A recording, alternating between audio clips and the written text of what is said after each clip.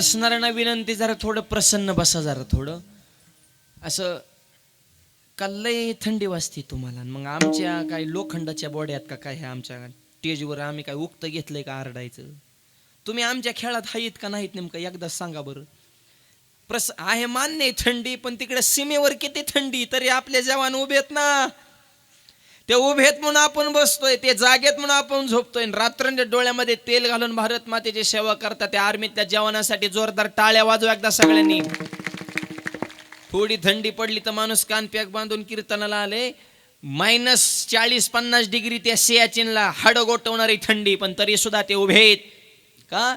तर देश सुरक्षित राहावा. आणि आता 26 जानेवारी आली, हा तिरंगा वाऱ्यामुळे फडकत नाही. भारत देशाचा तिरंगा हा आर्मीतल्या जवानांच्या श्वासाच्या जीवावर फडकतो माय बाप. त्याच्यामुळे लाल बहादूर शास्त्री नारा दिला, 2 माणसं देशाची कणाय, जय जवान जय किसान. आणि साहेबांचं सुद्धा तेच काम आहे. माझा शेतकऱ्याची मुलं सुद्धा शिकली पाहिजेत म्हणून फार्मसी कॉलेज कष्टकरी गोरगरिबासाठी ज्या मुली आहेत 12वी नंतर ज्यांची लाखामध्ये फी असते, ते शिक्षण या ठिकाणी फ्री दिलं जातं. आणि जे आर्मीतले जवान आहेत त्यांच्या कुटुंबातल्या व्यक्तीला सुद्धा आपल्या शाळेमध्ये सवलत दिली जाते. म्हणजे दोनही मुद्दे साहेबांनी जपले, जवान आणि किसान. विठ्ठल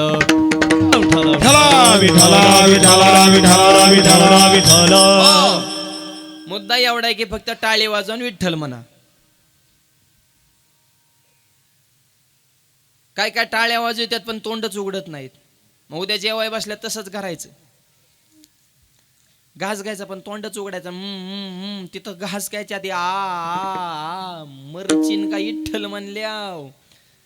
तुकोबाऱ्यांच्या पायाखालची माती विठ्ठल बोलली, जनाबाईच्या गौऱ्या विठ्ठल बोलल्या, आपल्या गौऱ्या मासनात गेल्या. नाहीच काय काय आयुष्यात विठ्ठल त्यांनी मुखातून बाहेर काढला. चोकोबाऱ्यांच्या आस्ती विठ्ठल बोलत होत्या, आपली तोंड सुद्धा बोलत नाहीत. विठ्ठल धन्य माता पिता तयाची. साहेबांनी किती मोठं होत्या हो. परमार्थामध्ये हे बिल साहेबांच्या नाव निघत नाही, हे बिल निघते आई वडिलांच्या नाव. धन्य माता पिता तयाची. संसारात आणि परमार्थात हा फरक आहे. संसारात ज्याचं काम त्यालाच मोठेपणा, परमार्थ तसं नाही. तुम्ही मोठं व्हा, धन्यता आई वडिला नाही. ज्ञानोबाराने कर्तृत्व सिद्ध केलं, पण धन्यता कोणाला मिळाली? धन्य धन्य जयाचे कुशी ज्ञानदेव जन्मले. त्या आईची कुश पवित्र, ज्या कुशीमध्ये ज्ञानोबारांसारखं रत्न जन्माला आलं, रुक्मिणी मातेला धन्यता आहे. तसं आज आईंच्या स्मृती प्रित्यर्थ एवढा सुंदर सोहळा आहे. आणि या जगामध्ये 3 वाक्य कधी लक्षात ठेवा. ग्रंथ म्हणलं की गीता, पतीची सेवा म्हणलं की सीता, आणि प्रेम म्हणलं की माता. विठ्ठल गीतेसारखा ग्रंथ नाही, सीतेसारखं पातिव्रत्य नाही, आणि आईसारखं प्रेम नाही. आणि माणसाच्याच बाबतीत असं नाही बरं का, पशु पक्षाच्या बाबतीत सुद्धा हेच आहे. गार हिंडते आकाशी चित्त तिजे बिल्लाबाजी, चित्त तिजे बिल्लाबाजी, चित्त तिजे बिल्लाबाजी. गार हिंडते आकाशी चित्त तिजे बिल्लाबाजी, चित्त तिजे बिल्लाबाजी, चित्त तिजे बिल्लाबाजी. गार हिंडते आकाशी चित्त तिजे बिल्लाबाजी, चित्त तिजे बिल्लाबाजी, चित्त तिजे बिल्लाबाजी. आकाशी चित्त तिजे बिल्लाबाजी, चित्त तिजे बिल्लाबाजी, चित्त तिजे बिल्लाबाजी. गार हिंडते आकाशी चित्त तिजे पिलापाशी. घार आकाशामध्ये आहे, पण तिचं चित्त मात्र तिच्या बाळापाशी आहे. तुका म्हणे वत्स धेनवेचे चित्ती, तैसे मजे ते संभाळीत. किंवा तुका म्हणे पाहे कासवीचे पिल्ले माये. कासवीन आणि तिची पिल्ल हे मातृत्वाचं टोकाचं उदाहरण आहे. माया कासवीन पिल्लांना कधीच दूध पाजित नाही, मग पिल्ल बालपणी मरत कस काय नाही. तर भूक लागली की पिल्ल आईकडे बघतात आणि आई पिल्लांकडे बघते. दोनही नजरेमध्ये फरक आहे. नीट आहे का? पिल्लांची नजर ही भूक लागलेली नजर आहे, आईची नजर ही तृप्त झालेली नजर आहे. भूक लागलेल्या नजरेनं पिल्लांनी फक्त आईकडे बघितल्याच्या नंतर आईच्या डोळ्यातून प्रेम अमृताचा वर्षाव हा पिल्लांच्या डोळ्यामध्ये होतो. आणि जठराग्नी तृप्त करतो. आईनं नुसतं पाहिलं तरी तृप्ती आहे. तुका म्हणे पाही, हे प्रेम आहे मायबाप. आणि ज्ञानोबा तेच सांगतात ज्ञानेश्वरीमध्ये, किती प्रेम करते आहे आपल्या मुलावर. ना तरी बालक बोबडा बोली, का वाकुडा विचुका पावली, ते चोज करून माविली रिजे जेवी. लहान मुलगा आहे, सुरुवातीला चलताना वेडी वाकडं पावलं टाकतो, पण आई म्हणते माझा राजा कसा चलतोय. राजा नसतो पण म्हणते खैर मांड पोरगई, दिवसा बॅटर लावून बघावं लागेल, ओरिजिनल कलर. पण तसल्या पोराकडे बघून आई म्हणते माझा वाघाचं पिल्लू कसं बघत आहे, चव आली तुझ्या वाघाला. डोकं त्याचं मडक्यावाली, मान 2 बोटा एवढी, हातापायाच्या काड्या लवलवते, इकराळा ब्रह्मांडी माळा, आणि तरी म्हणते वाघाचं पिल्लू. म्हणजे ही कोण झाली, वाघीन. आणि पतिदेव वाघ. वाघ 7च्या पुढे बिबट्या होतो दारू चढल्यावर. कुठे आजचा बुवा, कुठे कीर्तनकार, त्याच्यात दम असेल तर त्याने पिऊन दाखव.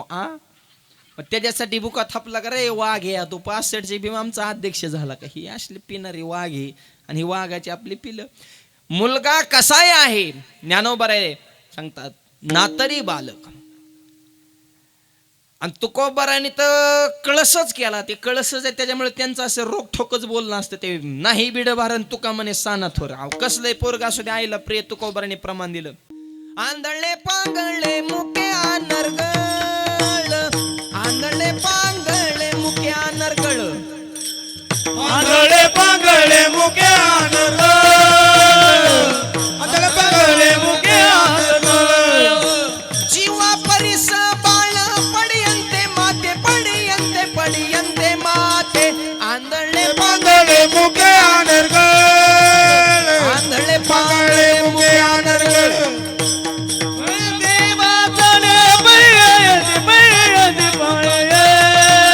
आंधळे पांगळे मुके आनंद, आंधळे पांगळे मुके आनंद. आंधळे पांगळे ए आंधळे पांगळे मुके अनरगळ. चारही प्रकार तो ह्याच्यापेक्षा वेगळी पोरं नाहीत मग जगात तरी अजून नाहीत. ही सगळी ह्याच्यातच आली. आंधळा असू द्या, पांगळा असू द्या, मतिमंद असू द्या, शुद्ध भाषेमध्ये दिव्यांग असू द्या, मुक असू द्या, बोलता येत नसू द्या, अनर्गळ म्हणजे गलिच्छ असू द्या, पण जीवा परिस बाळ पडेन ते माते. स्वतःच्या जीवापेक्षा जास्त प्रिय आईला ते आपलं बाळ असतं मायबाप. का मातेची चित्ती अवघी बाळकाची व्याप्ती. ही आईचं प्रेम किती सर्वोच्च हे तुकोबाराय सांगतात. तसाच हा सोहळा पाहण्यासाठी आदरणीय आई साहेब हे लोकांमध्ये नाहीत, पण हा सोहळा त्या स्वर्गातून पाहतात आहेत.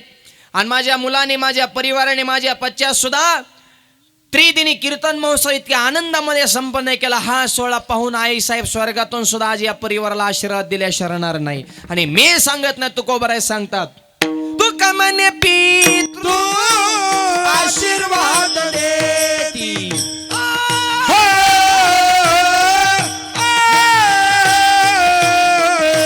तू कमने पितृ आशीर्वाद देती, तू कमने पितृ आशीर्वाद देती.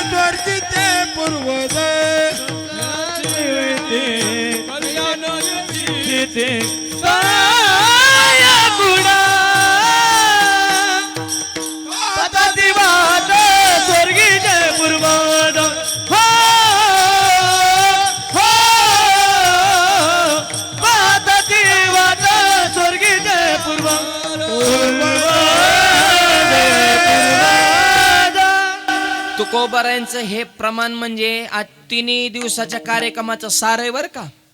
तुका मने पितृ आशीर्वाद देती, कल्याण इच्छिते व्हावे कुळा. हा सोहळा पाहून स्वर्गातले पूर्व सुद्धा या परिवाराला आशीर्वाद दिले शरणार नाही. मग कोण कोणाच्या पुण्यतिथ्याने 3-3 दिवसाचे कीर्तन महोत्सव करतो. 10व्याची पंचायत झाली. पैशावाले पडल्या ते त्यांना आईबापन धर्म सुचत नाही. परवा त्या पुण्यामध्ये एका माणसाने बापाचा 10वाच बामणाला उक्ता दिला कावळ्या सकट. 10वा कॉन्ट्रॅक्ट, त्याचा सुद्धा कॉन्ट्रॅक्ट आहे. काका म्हणले 10,000 लागते आणि कावळा सुद्धा आणतो. ह्यो म्हणला 10 नाही 12 घ्या, पण सगळं तुम्हीच करा. काका म्हणले सगळं मी करतो पण टकलं कोणाचं करतो, मला ज्याचं कीर्तन ठेवले त्याचं करा. वर पट्टी बाप तुमचा जायचा आणि चंपी आमची करता का? राहिलंय का प्रेम? हो, फार अवघड परिस्थिती. ही बोटाव मोडण्यासारखे माणसं आहेत. या परिवारासारखी हिमालय इतकी उंची गाठून सुद्धा आपला धर्म, आपली परंपरा, आपली माती, आपली माणसं यांचा कधी त्यांना विसर पडलेला नसतो. समाजाशी जोडलेले नाळ कधी ते तुटून देत नसतात. आणि म्हणून हे भजन पूजन कुठेही होत नाही. हे भजन पूजन करण्यासाठी माणसं सुद्धा भाग्यवान असावं लागतात. भाग्यवंत घरी भजन पूजन, भाग्यवंत घरी भजन पूजन, भगवंत घरी भजन पूजन, भगवंत घरी भजन पूजन, भाग्यवंत घरी, भाग्यवंत घरी, भाग्यवंत घरी, भाग्यवंत घरी भजन पूजन, भाग्यवंत घरी, भाग्यवंत घरी, भाग्यवंत घरी भजन पूजन, त्याची वाट बाहेर बोलून, त्याची वाट बाहेर बोलून, त्याची वाट बाहेर बोलून, भाग्यवंत घरी भजन पूजन, भाग्यवंत घरी भजन पूजन, त्याची वाट बाहेर बोलून, त्याची वाट बाहेर बोलून, त्याची वाट बाहेर बोलून, भाग्यवंत घरी भजन पूजन, भाग्यवंत घरी भजन पूजन, भजन पूजन, भजन पूजन. बसणारे म्हणते का दाखवते रे वो एकमेकाच्या अंगावर. 10वा का आमची डोकी चक्रम झाले तर का काय? ह्याला लय गासावं लागते. गायन वादन सोपं नाही. जिंदगी गेली काय त्यांचा सा लागा नाही. गुरुजी सुद्धा बऱ्याच शिष्यांना कटाळत आहेत. हो तुझ्या नादाने माझं विसरलं बाळा, पण तू नाही शिकला. अजून 2-4 माझ्याकडे क्लासला यायची तर मी कड हाणायच्या मापा सुद्धा राहायचो नाही. तो पहिलं घरघाट. बऱ्याच गुरुजींनी शिष्य घरी काढून दिले. मला सुखानं श्वास घेऊन दे म्हणले. एवढं सोपं नाही. गायन वादन हे रक्तात असावं लागतं. आज गाणारे वजनदार, वाजवणारे वजनदार, ऐकणारे बिट्टाऊ करूनच आहे. काय चाललं रे ह्यांचं नेमकं? काहीच चाललं नाही. भजन पूजन कुठं होतं ह्याचा विषय चालू आहे. भाग्यवंता घरी भजन पूजन, त्याचे वाटप आहे रघुनंदन. भाग्यवान परिवार आहे म्हणून आईच्या स्मृतीप्रित्यर्थ 3-4 वर्ष झालं हा तेवढ्याच ताकदीनं दरवर्षी हा सोहळा आयोजित करत असतात. आणि खऱ्या अर्थानं ही आईवडिलांची केलेली निस्वार्थ भावनेनं सेवा आहे. आणि ज्याच्या जीवनामध्ये सेवा आहे त्याच्या भय काय जीवा. अभंग सेवेचा आहे. सेवा कोणतीही असू द्या, देशाची असू द्या, धर्माची असू द्या, समाजाचे असू द्या, आईवडिलाचे असू द्या, संताचे असू द्या, देवाचे असू द्या, पण खरी सेवा करा विठ्ठल. खरी सेवा असल्यावर घाबरायचं काय काम आहे? आम्हा हरीच्या दासा काही भय नाही त्रैलोकी, भय नाही त्रैलोकी, काय भय नाही त्रैलोकी. आम्हा हरीच्या दासा काही भय लोके त्रैलोक्यम, भय नाही त्रैलोक्य, भय नाही त्रैलोक्य. आम्हा हरीच्या दासा काही भय नाही त्रैलोक्य, भय नाही त्रैलोक्य, भय नाही त्रैलोक्य.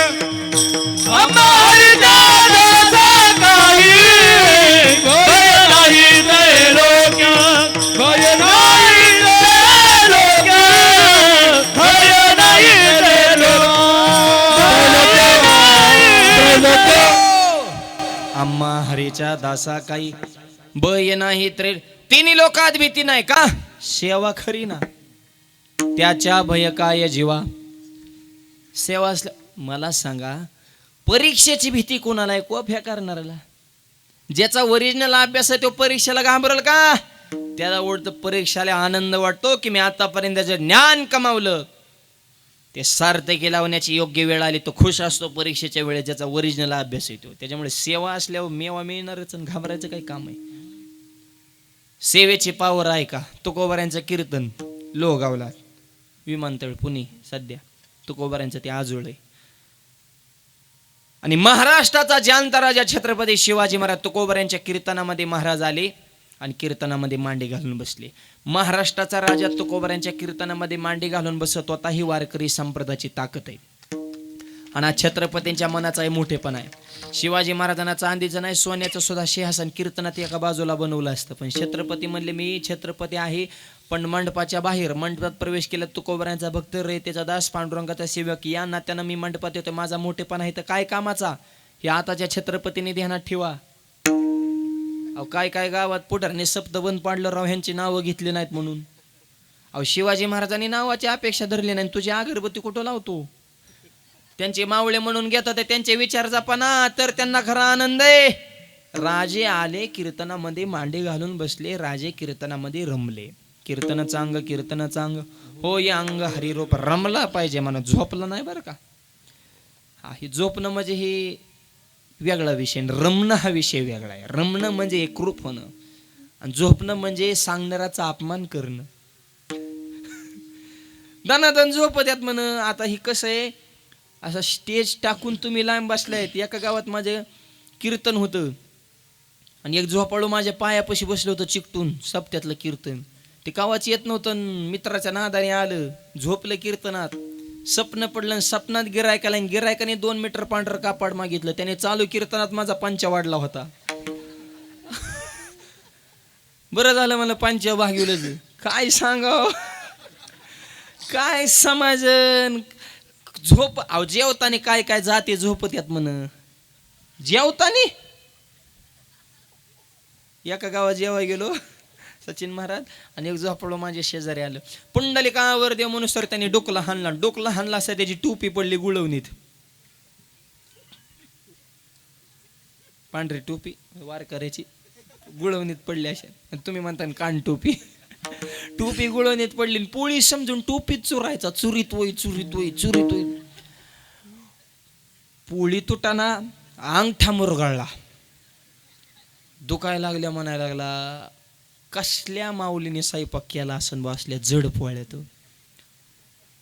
पोळीच तुटाना. म्या म्हणलं माझी तर गुळवणीत टाकली की इगरून गेली, ह्याची कसं काय तुटाना. आता त्याच्या ताटात मी डोकावलं, आता टेराकोची टोपी ह्याच्या बापाने चुरली होती का काय. झोप आहे म्हणून तू कोबाऱ्या मला पळून या गेली झोप होते पाप आडते.